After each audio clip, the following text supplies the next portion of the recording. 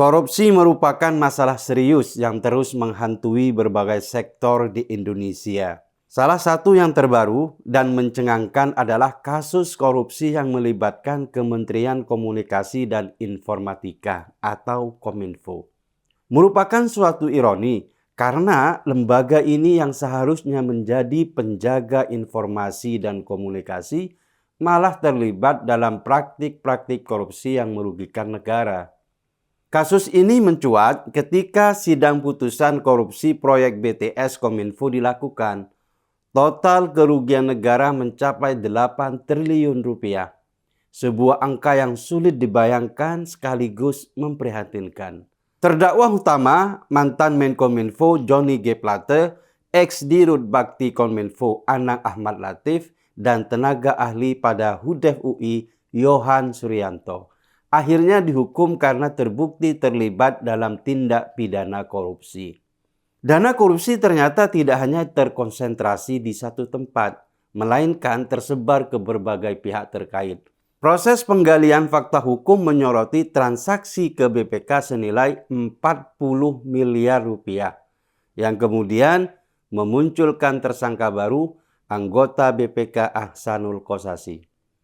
Dito Aryo Tejo juga terlibat dengan terdakwa Direktur PT Solitech Media Sinergi Irwan Hermawan yang disebut menyerahkan uang sebesar 27 miliar untuk menghentikan proses penegakan hukum. Meskipun Dito membantah menerima dana tersebut. Kejanggalan tak berhenti di situ. Uang sebesar 70 miliar diserahkan ke Nistra Yohan dari Komisi 1 DPR RI untuk menghentikan kasus BTS. Anggota Komisi 1 DPR, TB Hasanuddin membantah mengetahui hal ini, menciptakan keraguan terhadap lembaga legislatif yang seharusnya menjaga integritas dan kepentingan rakyat. Keterlibatan maklar kasus seperti Edward Huta Hayan membuka mata kita terhadap dimensi lain dari korupsi ini. Irwan Hermawan disebut menyerahkan uang sebesar 15 miliar ke Huta Hayan untuk menghentikan proses penegakan hukum terhadap proyek BTS. Jumlah yang signifikan ini menimbulkan pertanyaan besar tentang sejauh mana peran individu di luar lingkungan pemerintahan dalam merancang jalannya keadilan. Juga uang senilai 66 miliar rupiah diberikan kepada Windu Aji Susanto untuk tujuan serupa. Proses 2 tahap penyerahan uang ini menunjukkan betapa kompleksnya pola korupsi yang melibatkan sejumlah pihak terkait. Hasil akhir dari sidang ini adalah vonis penjara untuk Johnny G. Plate, Anang Ahmad Latif, dan Yohan Suryanto. Meskipun vonis tersebut memberikan keadilan, pertanyaan etis dan implikasi yang lebih luas muncul. Sejauh mana korupsi merajalela di tubuh institusi kita? Apakah kita telah cukup keras mengorek untuk mengungkapnya? Vonis 15, 18, dan 5 tahun penjara masing-masing mungkin memberikan rasa puas.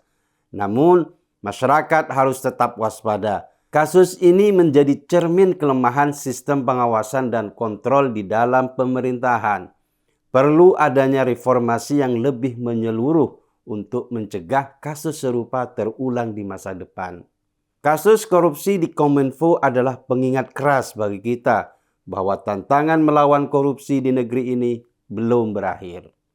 Pergulatan melawan praktek-praktek yang merugikan negara memerlukan upaya bersama berbagai pihak, termasuk masyarakat sipil, media, dan lembaga penegak hukum. Kita perlu menjadikan kasus ini sebagai momentum untuk mengevaluasi dan memperkuat mekanisme pengawasan di lembaga pemerintahan. Hukuman yang diberikan kepada pelaku korupsi adalah langkah awal. Namun, perbaikan lebih lanjut pada tataran sistem dan budaya organisasi juga menjadi kunci untuk mewujudkan pemerintahan yang bersih dan akuntabel.